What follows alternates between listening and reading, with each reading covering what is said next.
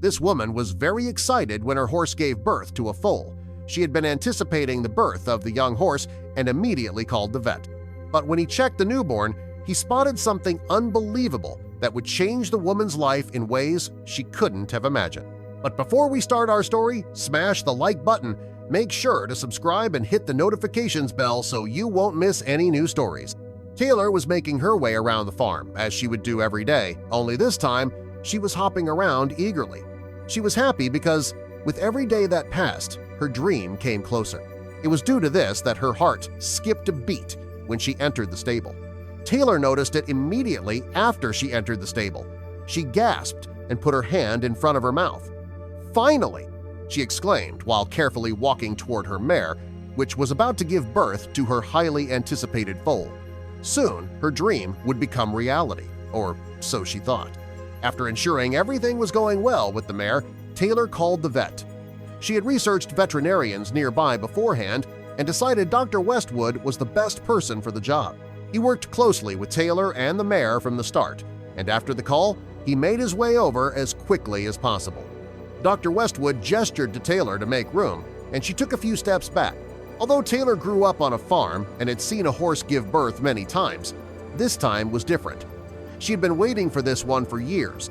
From experience, she knew horse labor usually doesn't take very long, and when she noticed it was going well, a broad smile appeared on her face. 30 minutes later, the mare had given birth, and everything looked fine at first glance. Dr. Westwood and Taylor stayed back momentarily as they looked at the foal. She was shaking from excitement. Taylor could hardly believe her dream was finally coming true. The fact that the foal tried to stand up was a welcome sight, as it was a good indication of the newborn's overall health. Taylor moved closer because she wanted to see for herself, but the doctor gestured for her to stay clear. Her heartbeat increased rapidly due to the importance of this situation. Dr. Westwood had carefully approached the foal and kneeled beside it. The vet needed to do some tests to approve the foal's overall health. Taylor closed her eyes. Come on," she muttered. This moment could change her life. And it would, but not in the way she was expecting. So much depended on the foal because it was Taylor's lifelong dream to enter the horse racing business. She was raised on a farm, and when Taylor discovered horse racing, she was immediately hooked. She started training horses for the race, but none were fast enough, which caused her to rethink everything. Taylor started planning as soon as she realized her horses weren't fast enough. After months of research, she pieced together the best plan. The wait list was long, so she immediately registered, after which her quest to make money began. When Taylor successfully saved enough money, her test of patience began. The day finally came. Taylor was accepted for a semen sample and invited by the breeder. The drive took hours, and she even had to invest in a particular container for transport, but it was all worth it. Moments later, the transaction was complete, and she was ready for the next step of her plan. Taylor suddenly woke up from her daydream. It took her a while to realize where she was as she rubbed her eyes. Suddenly, her heartbeat increases, and she gasps for air. "Really?" Her shout echoed through the stable. The vet looked at her with a smile and his thumb up. "This foal is super healthy," Dr. Westwood said to Taylor. It was like a weight was lifted off her. Been waiting for her whole life, and now that the vet had given his approval, nothing could stop her dream from coming true. But then she saw his facial expression change. "What's the matter?" Her voice quivered a little. The doctor hesitated for a moment before saying that something seemed off. Taylor got confused. "What do you mean off? Didn't you say that the foal is super healthy?" She started pacing around the room as she began to worry. Her mind raced. "What is going on?" Dr. Westwood didn't answer but asked a question of his own. "Who is the father again?" Taylor stopped pacing and looked at him. The question surprised her, as the doctor had worked closely with her since the start. He knew exactly who the father was, but she didn't expect his response when she told him. "That's what I thought, but that can't be," the doctor said. Taylor felt anger inside her body as she walked toward Westwood and the foal. She planned this moment for years, and now he says this? What do you mean? He had a sorry look on his face as he started to explain. "At first, I want to make clear that the foal is healthy and okay," the doctor started. "But it just doesn't look like a racehorse, I'm sorry." Taylor couldn't believe what she was hearing. Why would he say something like that? How could he be sure? She opened her mouth, but nothing came out. Taylor felt like she was betrayed. She got up and left the stable. She needed some fresh air. Once outside, Taylor took a deep breath and battled the tears that wanted to come out. Her mind was flooded with so many questions she didn't hear Dr. Westwood approach. "Let me explain. It looks like an ordinary workhorse," the words echoed through Taylor's head as she broke down crying. She had been working for years for this moment. It couldn't just end this way. "But how?" she asked between sobs. Her mind was racing, and then something entered her thoughts. Could it be? Taylor sniffed, wiped away her tears, and looked at Dr. Westwood. "Isn't it possible the mother's genes are dominant?" Her voice didn't waver as before. Instead, it sounded hopeful. Maybe the characteristics would eventually become more subtle.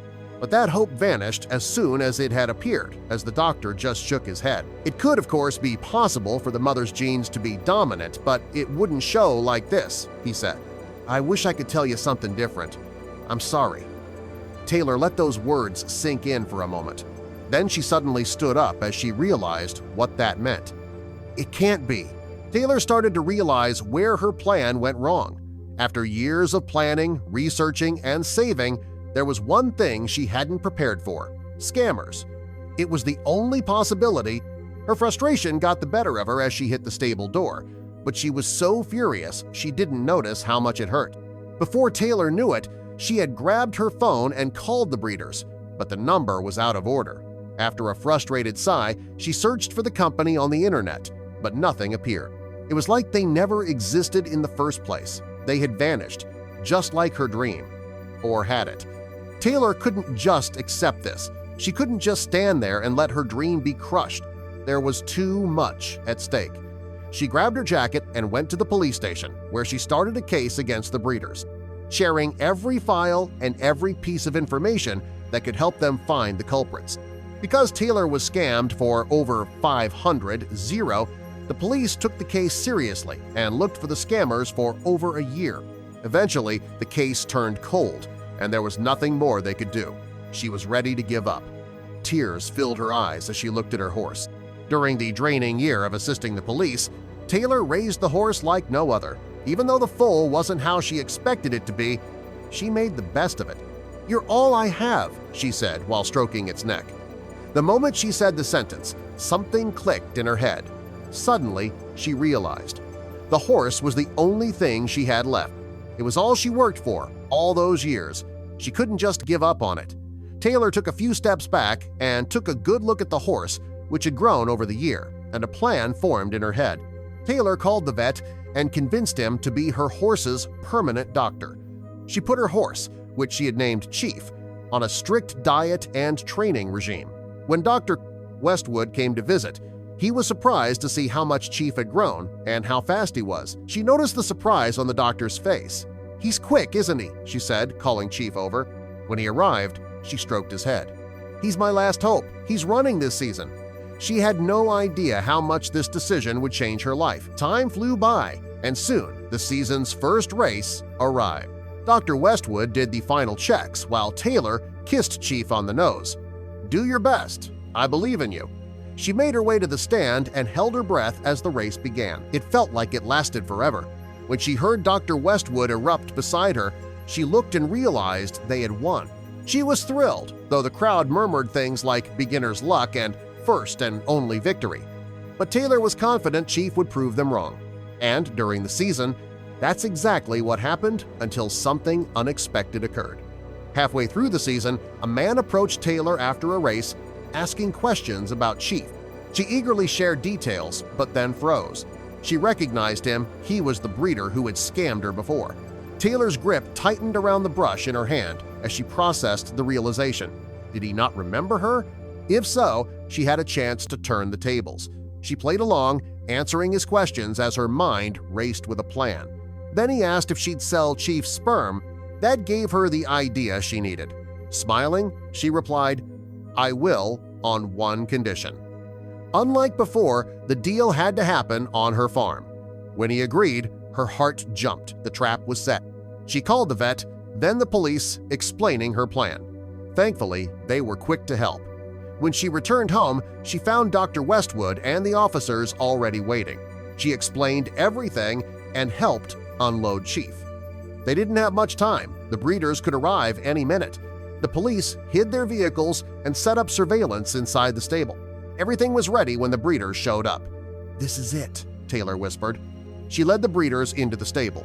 Negotiations began, and as expected, they tried to lowball her offering just over $300, zero despite charging her far more in the past. Still, Taylor kept her composure. She smiled as she agreed to the deal. That's when Dr. Westwood used the code word. Officers stormed in immediately. They had been listening through hidden cameras, capturing everything. The breeders were caught red-handed. Taylor teared up.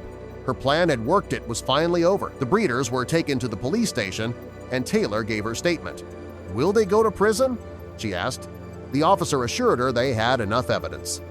"We did it," she whispered to Chief. To close the chapter, Taylor attended the trial in person and was relieved when the scammers were sentenced to jail. Now, free from their shadow, she could finally focus on her racing career. With Dr. Westwood's help, Chief stayed in peak condition and continued to win. It was the start of something big. Driven by her past, Taylor later launched a foundation to protect other horse owners, ensuring that what happened to her would never happen to anyone else again.